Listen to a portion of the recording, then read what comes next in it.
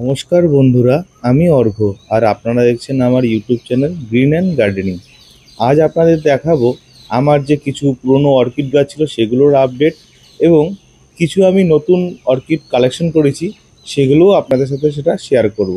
চলুন তাহলে দেখে নেওয়া যাক আমার অর্কিড গাছগুলো। সবার প্রথমে আপনাদের দেখাচ্ছি আমার ডেনড্রোবিয়াম অর্কিডগুলো। খুব ভালোভাবে আছে, খুব সুস্থভাবে আছে এবং স্টেমগুলো অনেকটা মোটা হয়ে গেছে। আশা করছি এই বছরও বেশ সুন্দরভাবে ফুল পাবো। এই দেখেন আমার ফিলোনপসিস গাছগুলো। গাছগুলো ভালো আছে এবং গাছগুলো ভালো আছে কিনা তার প্রমাণ হচ্ছে এই শিকড়গুলো। পুরো টবে শিকড় ছড়িয়ে গেছে এবং নতুন নতুন পাতাও ছেড়েছে। এর সঙ্গে ক্যাটেলিয়া অর্কিডও আছে, এরও নতুন পাতা ছেড়েছে, শুট এসছে। তো আশা করছি এরাও এবার ফুল দেবে খুব সুন্দরভাবে। তো ফিলোনপসিসগুলো সব মানে প্রথমে ভয় পেয়ে গেছিলাম ঠিক থাকবে কিনা, তবে এদের যা শিকড়ের গ্রোথ দেখছি এবং এরা যে নতুন নতুন পাতা ছাড়ছে তাতে বুঝতে পারছি গাছগুলো বেশ সুন্দরভাবেই আছে এবং এরা আমার এই পরিবেশটাকে মানিয়ে নিয়েছে। এই পাতাটা অনেকটা নষ্ট হয়ে গেছে প্রথমে ভেবেছিলাম, বাট পরে ভালো করে খেয়াল করে দেখলাম এই পাতার নিচে কিন্তু শিকড় আছে। পাতা ন্যাচারাল প্রসেসে যে পুরনো পাতা হয় সেই পাতাগুলো পড়ে যাবে, তো নতুন নতুন পাতা আসবে। যাই হোক, এই গাছগুলি বেশ ভালো আছে। এছাড়াও এই যে আমি যে পুরনো শেফালি ফুলের ডালের মধ্যে, শুকনো গাছের ডালের মধ্যে যে অর্কিডগুলো লাগিয়েছিলাম সেই অর্কিডগুলোও দেখাচ্ছি। সেই অর্কিডগুলো বেশ ভালোভাবে আছে, নতুন নতুন শিকড় ছেড়েছে। পুরো গাছের পুরনো ডালটাকে ওরা আঁকড়ে ধরে নিয়েছে এবং নতুন নতুন পাতা ছাড়ছে। এই আমার সেই ভ্যারিগেটেড অর্কিডটা, যেটা ফুল এবার আশা করছি পেয়ে যাব এবং আপনাদেরকেও সেটা দেখাবো। তো যাই হোক, সবগুলো গাছই কম বেশি সবগুলো গাছই ভালো আছে। এদের বেশি বেশি কিছু কিন্তু আমি এদেরকে যত্ন করি না, জাস্ট দুবেলা জল দিই। এবং এই দেখেন, এইটা হচ্ছে নতুন এবার ট্রাই করেছি অর্কিডের যে ঝুড়িগুলো আসে, যেই ঝুড়িতে অর্কিড আসে সেই দুটো ঝুড়িকে জয়েন্ট লাগিয়ে ওর মধ্যে স্প্যাগনাম মস এবং কিছুটা চারকোল ঢুকিয়ে দিয়ে আমার কালেকশন করা একটা ওই কি বলে ওটাকে, রেনকো স্টাইল, ওই যেটাকে আমরা ফক্সটেল বলে থাকি। রেনকো স্টাইলটা ওটার জাতের নাম, ফক্সটেল অর্কিড যেটা, সেটা একটা ছোট্ট বাড ছিল, সেটাকে আমি এখানে সেট করে দিয়েছিলাম, পাতাগুলোও কেটে দিয়েছিলাম। এই দেখেন নতুন পাতা ছেড়েছে। তো এই গাছটা নতুনভাবে এখানে লাগিয়েছি এবং নতুনভাবে ট্রাই করেছি নতুন কিছুভাবে, যে দেখা যাক হয় কিনা। তো দেখছি এও হয়ে গেছে এবং এই সেই পুরনো রেঙ্কো স্টাইল আর কি ফক্সেল অর্কিড। তো এটাও ভালোভাবে আছে, এরা নতুন নতুন শিকড় ছেড়ে দিয়েছে। আশা করছি এরাও এবছর ফুল দেবে, বাট আমার একটু সন্দেহ আছে যেহেতু গাছটা ছোট, হয়তো এবছর ফুল নাও পেতে পারি, সামনের বছর অবশ্যই অবশ্যই পাবো। তো ডেন্ড্রোবিয়ামগুলো তো পাবোই, এ তো একটু শিওর। এছাড়াও আছে আমার সেই পুরনো ফক্সিল অর্কিড, যেটা এবছর আমাকে ফুল দিয়েছিল। এর ফুল দেখতে হলে আপনাকে আমার পুরনো ভিডিও দেখতে হবে। আমার এই চ্যানেলে ছাড়া আছে পুরনো ফক্সিল অর্কিডের ভিডিও। তো এটাতে এবার আমি ট্যাগ লাগিয়ে দিয়েছি, যাতে আপনারাও বুঝতে পারেন এবং আমারও আমি তো জানতেই পারবো, আপনারাও যাতে বুঝতে পারেন এই গাছটির নাম রেঙ্কো স্টাইল রিটিউসা। এছাড়াও নতুন গাছ কালেকশন করেছি, এটা হলো ডেন্ড্রোবিয়াম ট্রান্সকুলেন্ট।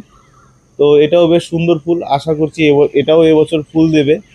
তো এছাড়াও ডেনড্রোবিয়াম ফার্মারি আছে, এটাও সেই এক ধরনের গাছ, কিন্তু বাট এটার নামটা আমি ঠিক অতটা পরিষ্কার করে বলতে পারি না।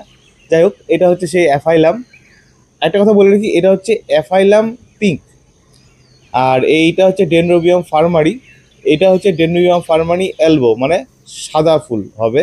আর ফার্মারি যেটা, সরি, অ্যাফাইলাম যেটা পিঙ্ক দেখালাম সেটা পিঙ্ক কালারের ফুল হবে। আর এটা হলো সেই ছোট্ট রেনকোস্টাল গিগান্টা হোয়াইট। তো এটাকেও আমি কাঠে মাউন্ট করে দিয়েছি। তো নতুন, এটা হলো ভেন্ডা অর্কিড, দুটো ভেন্ডা অর্কিড এনেছি। এটা কাসম ডিলাইট এবং ডক্টর অনিকের ক্রস। তো এটাও বেশ গাছটা ভালো আছে। ভেন্ডা গাছের কিন্তু কোনো মিডিয়া লাগে না। এর যে শিকড়গুলো আছে এই শিকড়গুলো যখনই শুকিয়ে যাবে, মানে সাদা হয়ে যাবে, তখনই জাস্ট স্প্রে করে দিলেই কিন্তু এই জল টেনে নেয় এবং শিকড়েই বোঝা যায় যে এরা কতটা সুস্থ আছে। এটা এক এক ধরনের ভেন্ডা অর্কিড। এটার নামটাও আপনারা একটু দেখে নেন। তো এটার যে এটা বিশেষত্ব হচ্ছে, যখন এনেছিলাম গাছটা ছোট ছিল এবং কোনো কিছু ছিল না, বাট কিছুদিন হলো লক্ষ্য করছি এর মধ্যে নতুন ফুলের বার্ড আসছে। তো আশা করছি এটার ফুলও আপনাদের সাথে শেয়ার করতে পারবো। এছাড়াও কিছুদিন আগে নতুন একটি গাছ কালেকশন করেছি, যেটা আপনার সাথে সেটা শেয়ার করব, এবং কি করে আমি মাউন্ট করি সেটাও আপনাদেরকে দেখাবো। এটা হলো ডেনড্রোবিয়াম অ্যাফাইলাম এলবো। এর আগে দেখিয়েছিলাম সেটা হলো ডেনড্রোবিয়াম অ্যাফাইলাম পিঙ্ক, এবং এটা হলো ডেনড্রোবিয়াম অ্যাফাইলাম এলবো। এটাকে মাউন্ট করার জন্য আমি পুরনো একটা কাঠের বাটাম নিয়ে নিয়েছি, এবং আমি এক দাদার কাছ থেকে, যারা আর কি নার্সারি গাছ করে, তাদেরকে বলে আমি দূর মানে পাহাড়ের এরিয়া থেকে স্প্যাগনাম মস আনিয়ে নিয়েছিলাম, এবং তারা আমাকে মোটামুটি এই এক বালতি ভর্তি স্প্যাগনাম মস এনে দিয়েছিল। তো এখন সেটা কিছুটা অনেকটাই কমে গেছে এবং কিছুটাই রয়ে গেছে। এই স্প্যাগনাম মসের দ্বারা আমি গাছটাকে মাউন্ট করব। স্প্যাগনাম মস দেওয়ার উদ্দেশ্য হচ্ছে, এই স্প্যাগনাম মসের মধ্যে অনেকটা জল ধরে থাকে, অনেকক্ষণ জল ধরে থাকে, তার জন্য এই স্প্যাগনাম মস দেওয়া। তাতে কি হয়, এখানে স্প্রে করব গাছে, এই স্প্যাগনাম মস অনেকক্ষণ সেই জলটাকে ধরে রাখবে এবং গাছটা সেটার থেকে জল শুষে নিতে পারবে। কারণ আমার সচরাচর মাউন্ট করা গাছে আমরা জল স্প্রে করে থাকি, তো জলটা দেওয়ার সাথে সাথে কিছুক্ষণের মধ্যে জলটা ঝরে যায়, গাছটা বেশিক্ষণ জল নিতে পারে না। এই স্প্যাগনাম মস দেওয়ার উদ্দেশ্য এটাই, যাতে গাছটা অনেকক্ষণ ধরে জলটা নিতে পারে, তবে বেশিক্ষণও এরাও বেশিক্ষণ জল ধরে রাখতে পারে না। এবং এটাকে বাঁধার জন্য আমি পাটের দড়ি নিয়ে নিয়েছি, কারণ পাটের দড়ি সব থেকে ভালো ন্যাচারাল থ্রেড বলতে পারেন। কারণ যে নর্মাল যে লাইলন থ্রেড হয় সেগুলো দিয়ে গাছ কেটে যেতে পারে, তো পাটের যে থ্রেড হয়, পাটের দড়ি হয়, সেগুলো দিয়ে লাগালে সেগুলো গাছের কোনো ক্ষতি করবে না, মানে গাছটাকে কেটে দেবে না, বরঞ্চ আগামীতে যখন গাছটা মানে পাটের দড়িটা পচে যাবে, সেটা গাছের মধ্যে রিজলভ হয়ে যাবে। এই দেখেন, আমি সেই স্প্যাগনাম মসগুলোকে ভিজিয়ে নেওয়ার পরে এই কাঠের বাটামের মধ্যে মাউন্ট করে নিচ্ছি। দেন কিছুটা এটা এর মধ্যে দিয়ে নিয়ে তারপরে সেই যে আমার ডেনড্রোবিয়াম অ্যাফাইলাম পিঙ্ক গাছটা আছে সেটাকে এর মধ্যে সেট করে নেব। এইভাবে সেট করে নেওয়ার পর খুব সাবধানে করতে হবে যাতে শিকড়গুলো মানে চোট না পায়। তো এটাকে সেট করে নিয়ে এর উপর দিয়ে আবার স্প্যাগনাম মস দিয়ে দেবো। ডবল প্রোটেকশন থাকলো, নিচ থেকে তো সাপোর্ট পাচ্ছে, উপর থেকেও স্প্যাগনাম মস দিয়ে দিলাম। বেশি মোটা লেয়ার দিব না, হালকা পাতলা একটু লেয়ার দিব, জাস্ট একে মাউন্ট করার জন্য। জলটা যতটা পারবো ঝরিয়ে নেব স্প্যাগনাম মস থেকে, কারণ বেশি জল অবশ্যই এরা অসুবিধা নেই, এরা বেশিক্ষণ জল ধরেও রাখে না।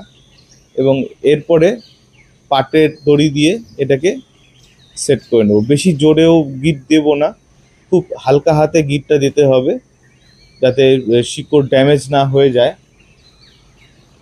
এবং খুব সাবধানে কাজটা করতে হবে।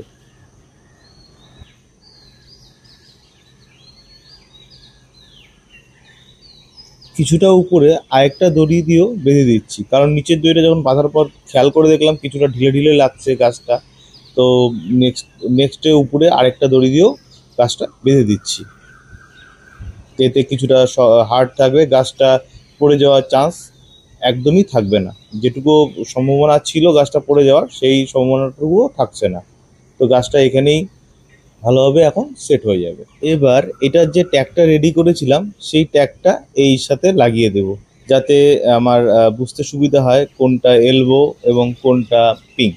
তা আপনাদেরও সুবিধা হয়, আপনারাও অবশ্যই ট্যাগ করে রাখবেন, তাতে আপনাদেরও যদি আপনার বাড়িতে কোনো গাছ করে থাকে সেটাকে ট্যাগ করে রাখলে সুবিধা একটাই, আপনারা জানতে পারবেন কোনটা কোন ধরনের বা কোন ধরনের ফুলের গাছ বা কোন ধরনের গাছ, তার নামটা কি। চলুন, গাছটি লাগানো তো হয়ে গেছে, এখন এই বাটাম সহকারে গাছটিকে, যেখানে আমি সমস্ত গাছগুলোকে মাউন্ট করে রাখি সেখানে গাছটিকে মাউন্ট করতে হবে। গাছটি তো নিয়ে এসেছি, বাট মাউন্ট করার জায়গাতে এসে লক্ষ্য করছি গাছটি এই মুহূর্তে মাউন্ট করতে পারবো না, কারণ এর যে জায়গা আছে খুবই কম জায়গা আছে। তো যাই হোক, আস্তে আস্তে কাজগুলোকে কিছুটা এদিক ওদিক সরিয়ে দিয়ে এই বাটামটিকে এখানে মাউন্ট করে দেব। ততক্ষণের জন্য গাছটি একটু রেস্টে থাক। আজ তাহলে ভিডিওটি এখানেই শেষ করছি। আশা করছি সকলেই সুস্থ থাকবেন, ভালো থাকবেন, এবং ভিডিওটি কেমন লাগলো অবশ্যই কমেন্ট করে জানাবেন। নমস্কার।